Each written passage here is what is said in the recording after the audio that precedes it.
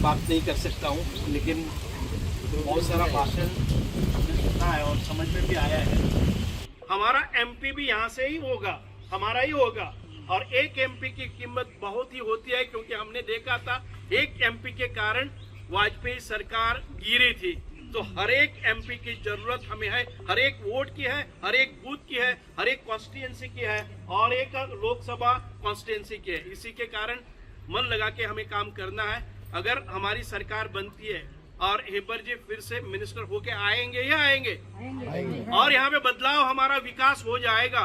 हमें गर्व होगा कि हमने जो भी आश्वासित किया था हमारे महिलाओं के लिए, हमारे भाइयों के लिए, हमारे सामान्य जन के लिए, जो हम पूरा कर सकेंगे।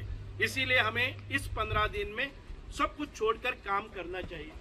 मैं आशा करता हूं जब कभी मेरी जरूरत लगेगी तो मैं इसी शहर में हूं, और जब कभी लगे कि किसी को छोटा मोटा, मुझे कोई ऐसी बड़ी सभा में मार्गदर्शन करना नहीं है, कहीं पे भी आप एक दो लोग भी है, अगर मुझे समय मिलता है शेड्यूल में, तो मैं जरूर आके वहां पे कन्विंस करने का प्रयास करूंगा।